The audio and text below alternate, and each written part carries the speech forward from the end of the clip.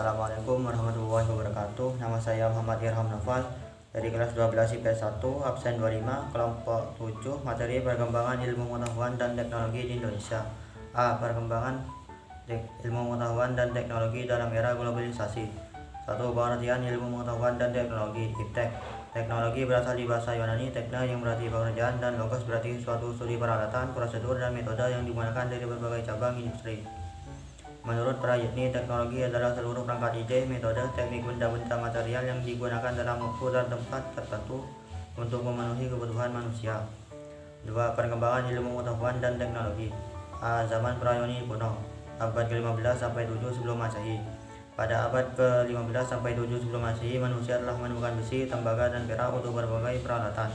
Pada abad ke-7 sebelum Masehi, di Yunani lahirlah filsafat disebut The Great Miracle yang artinya suatu peristiwa yang ajaib. B. Zaman Yunani kuno, abad ke-7 sampai 2 sebelum Masehi. Zaman Yunani kuno merupakan zaman keemasan filsafat karena pada masa ini orang memiliki kebebasan untuk mengungkapkan ide-ide atau pendapatnya yang bisa menumbuhkan sikap kritis yang menjadikan bangsa Yunani tampil sebagai ahli pikir yang terkenal. Sikap kritis ini yang menjadikan cikal bakal tumbuhnya ilmu pengetahuan modern, yaitu sikap uninquiring, suatu sikap yang senang menyelidiki sesuatu secara kritis. C. Zaman pertengahan atau Middle Age, abad ke-5 sampai 14 Masehi.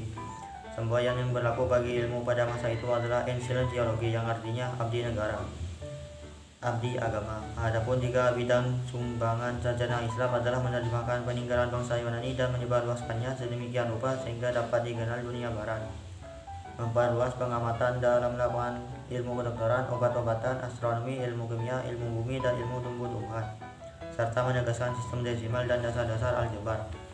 D. Zaman Renaissance. Pada zaman ini manusia disebut dengan animal rationale karena pemikiran manusia pada masa itu sudah bebas dan berkembang sehingga banyak penemuan ilmu modern yang dirintis oleh tokoh-tokoh ilmuwan.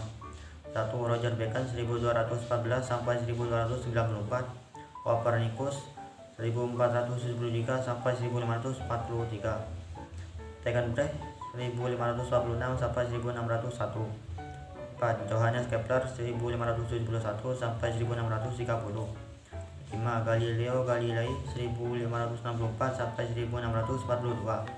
Zaman modern. Tokoh yang terkenal sebagai bapak filsafat modern adalah René Descartes. René Descartes juga sebagai bapak ilmu pasti. Penemuannya dalam ilmu pasti adalah sistem koordinat yang terdiri atas 2 garis lurus X dan Y dalam bidang data. Isaac Newton dengan temuannya teori gravitasi, J.J. Thomson dengan temuannya elektron.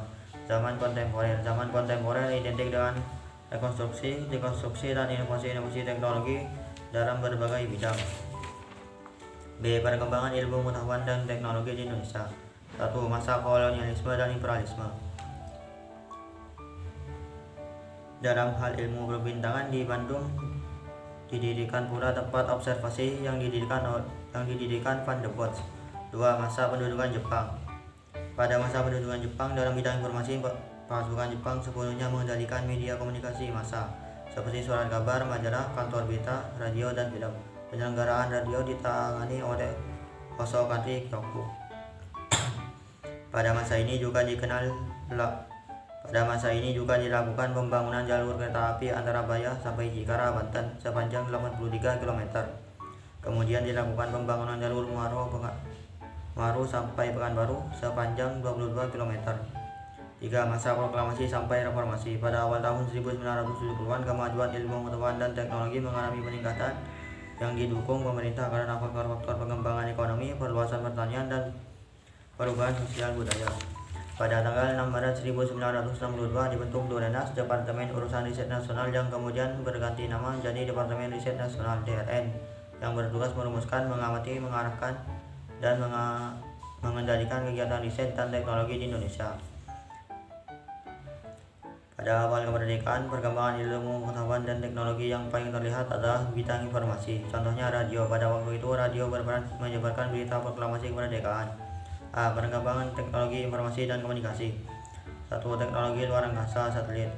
SKSD Palapa adalah sistem satelit komunikasi yang dikendalikan oleh sistem satelit komunikasi pengendali bumi yang disebut oleh AAC Angges Aircraft Company Perumda Indonesia SKSD Parapa dibangun tahun 1974 sampai 1976 dengan peluncuran generasi 1 sampai A1. Sampai tahun 1996 sudah generasi 3 dengan kode C2 yang jarak jangkaunya dari Irian sampai Vladivostok Rusia, dari Australia sampai Selandia Baru. 1. Parapa A1 waktu peluncuran 8 Juli 1976, akhir operasi Juni 1985. 2. Parapa 2 waktu peluncuran 11 Maret 1977, akhir operasi Januari 1988. Parapa B2 waktu peluncuran 26 Februari 1984, akhir operasi gagal orbit. Parapa B2 waktu peluncuran 21 Maret 1987, akhir operasi Februari 1994. Parapa B2R waktu peluncuran 14 April 1990, akhir operasi tahun 2000, dan lain sebagainya. Assalamualaikum warahmatullahi wabarakatuh. Saya Ahmad Hasan dari kelas 12 IPS 1. Saya akan menjelaskan radio. Radio tercatat bahwa tonggak sejarah radio di dunia dimulai pada tahun 1920 di negeri Paman Sam atau Amerika Serikat. Sejarah radio di Indonesia sendiri dimulai 5 tahun. Setelahnya melalui terkait dengan Radio Republik Indonesia. A. Masa penjajahan Belanda. Indonesia yang saat itu masih bernama Hindia. Belanda mendirikan radio siaran pertamanya pada tanggal 16 Juli 1925 yang bernama Batavia Radio Vereniging atau BRF di Batavia atau Jakarta.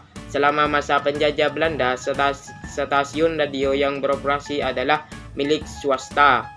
B. Masa penjajahan Jepang. Masa penjajahan Jepang di Indonesia berlangsung 9 kurang lebih selamanya 3,5 tahun.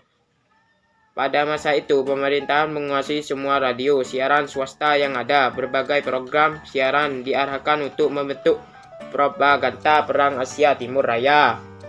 C. Masa kemerdekaan. Tanggal 17 Agustus 1945, Bung Karno dan Bung Hatta atas nama bangsa Indonesia memproklamasikan kemerdekaan bangsa Indonesia. Di sini radio siaran memiliki peran yang sangat penting dalam mengeluarkan isi teks proklamasi kemerdekaan KPD seluruh rakyat Indonesia dan dunia. D. Masa Orde Lama dan Orde Baru. Masa Orde Lama, radio siaran disehinggakan sepenuhnya oleh pemerintah, yakni Radio Republik Indonesia atau RRI. Pada masa awal Orde Baru, radio siaran swasta mulai tumbuh di Indonesia yang keberadaannya mengikuti berbagai ketentuan yang tahu ditetapkan oleh pemerintah. E. Masa reformasi tinggal kini. Pada reformasi radio juga tidak luput dari perbesaran peran. Jika pada awalnya radio hanya berkuat sebagai media hiburan, maka saling dibukanya keran kebebasan pers dan kebebasan berkreasi, peran radio mulai bergeser tidak hanya sebagai media hiburan, melainkan juga sebagai media informasi. 3. Televisi. Sejarah televisi Indonesia dimulai dari disirkannya stasiun televisi pertama Indonesia bernama TVRI (Televisi Republik Indonesia). TVRI dimulai siaran perdananya tanggal 17 Agustus 1962. TVRI mulai menyiarkan tayangan televisi secara reguler KPD. Masyarakat pemerintah pun mengeluarkan kepres tentang pembentukan TVRI Foundation yang bertugas menjadi badan yang mengatur penyiaran TVRI. 4. Internet. Pada tahun 1900 jaringan komputer pertama yang masuk ke Indonesia melibatkan 5 universitas yang saling terhubung. 1. Universitas Indonesia (UI). 2. Universitas Terbuka (UT). 3. Institut Teknologi Bandung. (ITB). 4. Universitas Gadjah Mada (UGM) dan Institut Teknologi 10 November. A. Tahun 1986 sampai 1987 berawal dari tulisan-tulisan awal yang datang dari kegiatan di amatir radio, khususnya di amatir radio Klub ARC ITB di tahun 1986. B. Tahun 1989 sampai 1990 berawal dari mailing list pertama, yaitu Indonesia Janus Berkelung Edu, terjadi disukai antara mahasiswa yang mengenyam pendidikan di luar negeri. C. Tahun 1992 sampai 1994 teknologi paket radio TCU ide yang diadop Asia rekan-rekan BPRT 8 UL dan ITB yang kemudian menjadi tumpuan penyobaan net. D. Tahun 1994 sampai 1995. Pada tahun 1904 ISP komersial pertama Indonet mulai beroperasi. Tahun 1995 sekarang. Akhirnya akses internet Indonesia terus berkembang. Seiring dengan waktu, Indonesia dapat dibilang mengikuti perkembangan teknologi informasi dan komunikasi sampai sekarang ini. Sekian dari saya. Assalamualaikum warahmatullahi wabarakatuh. Assalamualaikum warahmatullahi wabarakatuh. Nama saya Bayu Fernanda Kusuma Nurjoyono, kelas 12, IPS 1, nomor absen 9. Saya akan menjelaskan tentang B. Perkembangan teknologi transportasi. 1. Sarana transportasi darat. Fungsi jalan raya sebagai sarana lalu lintas makin penting. Oleh karena itu, pemerintah telah mengarahkan pembangunan sarana transportasi pada usaha rehabilitasi, yaitu pemeliharaan jalan raya yang sudah ada dan pembangunan jalan raya yang baru. Dilakukan untuk membuka daerah yang masih terisolasi guna menghubungkannya dengan pusat-pusat produksi daerah. 2. Sarana transportasi laut. Perusahaan kapal pertama di Indonesia bernama NV Netherlands Industrie dirintis pada 1823 oleh Gubernur Jenderal Van der Capellen. Perusahaan ini dibangun pada 1849 di Surabaya pada 1939. Perusahaan diubah namanya menjadi Marine Establishment atau ME. Setelah merdeka 27 Desember 1949, ME dikembalikan ke Indonesia dan diubah menjadi Penataran Angkatan Laut atau PAL. Upaya yang dilakukan pemerintah adalah merehabilitasi kapasitas infrastruktur untuk memperlancar lalu lintas antara pulau dan meningkatkan perdagangan domestik internasional. 3. Sarana transportasi udara. Perkembangan dimulai dari masa kemerdekaan. Pesawat yang digunakan dari modifikasi pesawat Courette peninggalan Jepang dan dites oleh Agustinus Adi Sucipto di kota Tasikmalaya. Atas ide Wiwiko Soepono dan Nurtanio Perindo Agadisiryo dibukalah bengkel pesawat di Magetan dekat Madiun. Perkembangan bengkel terhambat karena pemberontakan Madiun dan agresi militer Belanda. Setelah kejadian itu, Bandung dipilih menjadi tempat pengembangan pesawat. Pengembangan di bidang transportasi udara ditandai cepatnya hubungan atau perjalanan melalui udara, baik pulau maupun antar negara. Selanjutnya, C. Perkembangan teknologi pertanian. Revolusi hijau. Pertama, latar belakang revolusi hijau yaitu perubahan cara bercocok tanam secara tradisional berubah secara modern. Tujuan revolusi hijau adalah meningkatkan produktivitas pertanian dengan cara penelitian dan eksperimen bibit unggul. Adapun latar belakangnya revolusi hijau yaitu: pertama, hancurnya lahan pertanian akibat Perang Dunia I dan Perang Dunia Kedua. 2. Pertambahan penduduk meningkat sehingga kebutuhan pangan juga meningkat. 3. Adanya lahan tidur. 4. Upaya meningkatkan produksi pangan. 2. Perkembangan revolusi hijau dimulai sejak berakhirnya Perang Dunia I yang mengakibatkan hancurnya lahan pertanian. Pada tahun 1970, keuntungan dan kelemahan sudah tertulis di dalam PPT. D. Peranan ilmu, pengetahuan, dan teknologi dalam kehidupan. Perkembangan iptek membawa manfaat luar biasa bagi kemajuan peradaban manusia. Dampak positifnya sudah tertulis dalam PPT juga, dan dampak negatifnya yaitu pemakaian pestisida tidak hanya dapat memberantas hama tanaman, akan tetapi juga dapat membunuh hewan ternak, dapat meracuni hasil panen, dan bahkan dapat meracuni manusia. B. Sandang dari kemajuan teknologi kita tidak perlu menunggu lama, karena dengan serat sintesis membuat tekstil dilakukan secara besar-besaran dalam waktu singkat. C. Papan. Dengan teknologi maju, manusia membangun rumah gedung tinggi-tinggi sehingga tidak membutuhkan lahan yang luas untuk membangun permukiman. Di samping itu, manusia memanfaatkan juga laut dan antariksa. 2. Peranan terhadap pendayagunaan minyak bumi. Semuanya mesin kendaraan dan mesin pabrik menggunakan minyak bumi sebagai bahan bakarnya. Namun minyak bumi merupakan sumber daya alam yang tidak dapat diperbarui. B. Batu bara. Membangkit tenaga listrik, bahkan sampai rumah tangga banyak menggunakan batu bara.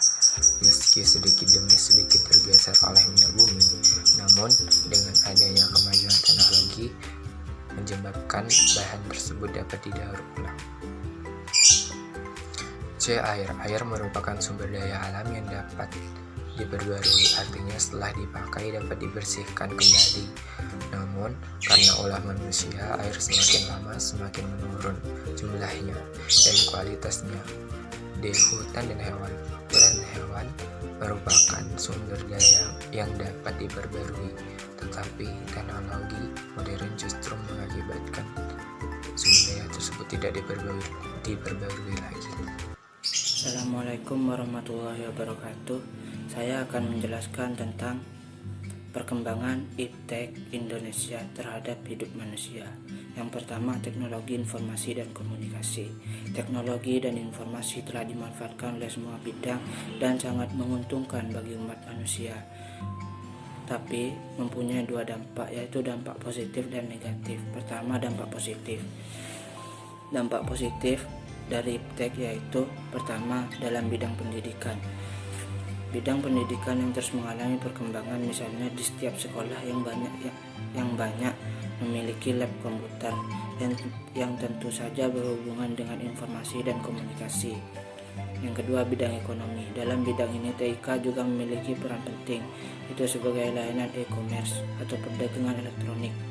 Yang ketiga, dalam bidang pertanian. TIK dalam bidang ini dipergunakan sebagai penyiaran informasi ke seluruh petani di Indonesia. Yang keempat, bidang politik. TIK berperan dalam proses demokrasi. Banyak lembaga survei yang melakukan perhitungan suaranya dengan sistem quick count. Yang kelima, bidang kesehatan. Dalam kedokteran banyak sekali penerapan TIK dan alat-alat kedokteran yang menggunakan sistem digital. Yang keenam, bidang pemerintahan. Kegiatan pemerintah banyak memanfaatkan bidang TIK yang dikenal e-government. Yang ketujuh, bidang kebudayaan. TIK dalam bidang ini digunakan untuk mempromosikan kebudayaan bangsa sendiri.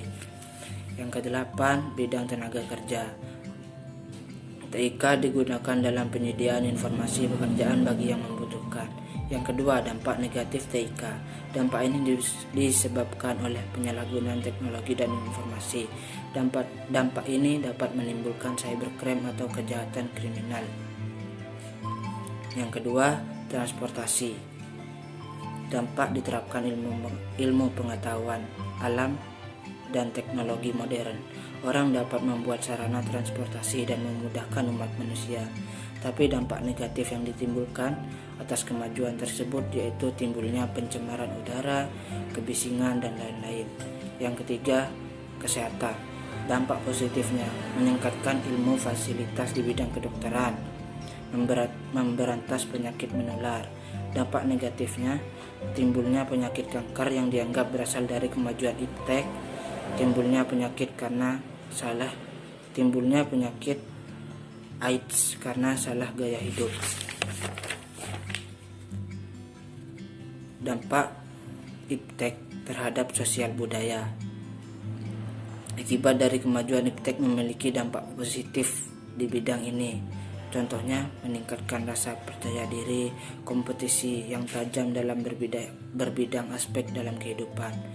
Dan dalam bidang pendidikan, TIK mempunyai peran penting dalam hal ini, yaitu munculnya media massa sebagai sumber ilmu, munculnya metode pembelajaran yang baru. Yang keenam, dalam bidang ekonomi dan industri, TIK memiliki beberapa dampak positif dalam bidang ini, yaitu pertumbuhan ekonomi yang makin tinggi, terjadinya industrialisasi, dan produktivitas semakin meningkat. Ya, itu saja yang bisa saya jelaskan. Assalamualaikum warahmatullahi wabarakatuh.